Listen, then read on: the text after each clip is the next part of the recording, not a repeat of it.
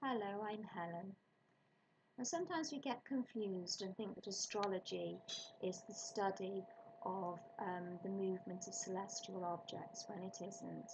Astrology is the study of right timing, but it uses celestial objects with which to work this out. Now, astrologers over the years have worked hard to understand right timing. And one of the systems which they've built up to understand this is the idea of planetary hours.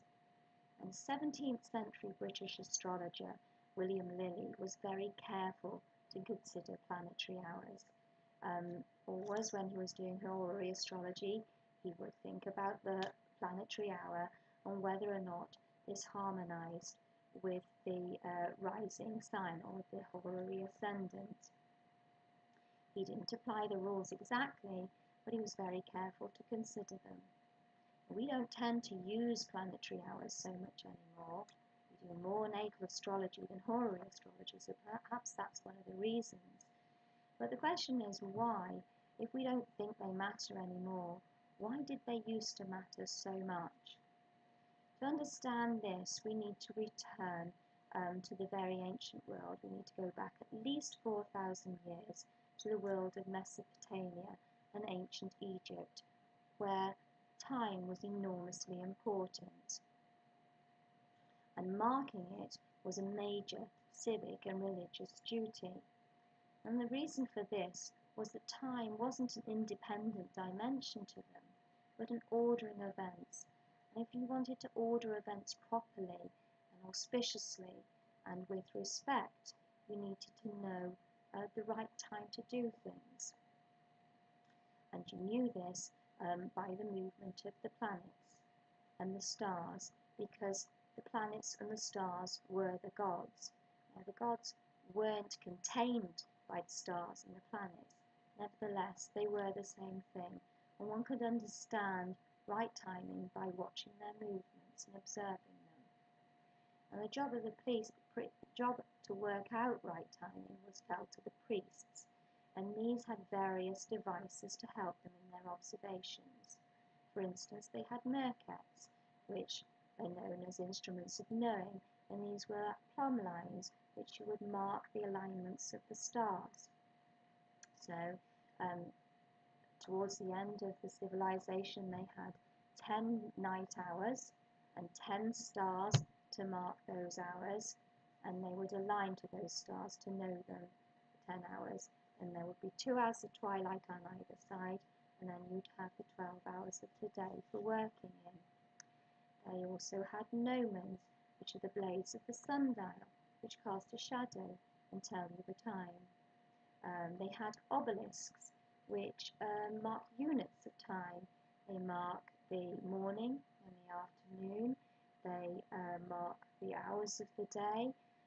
They mark things like solstices so that you can work out those for ceremonial purposes. And the purpose of the Babylonians in collecting all this data about time was not to work out a great cosmic theory about what was going on, but simply to collect data. It was to collect information on astronomical data, meteorological data, data with regard to river levels, economics, historical events, and they put this together in a huge database so that knowing all these various things and what had happened during them, they would then be able to extrapolate on what was and know what was likely to happen next time and what things they'd need to do to ensure that things turned out as was hoped. So from the Babylonians, you have the idea of that stars mark the hour, and from the Egyptians, they gave us their idea of the horoscopus, the rising hour.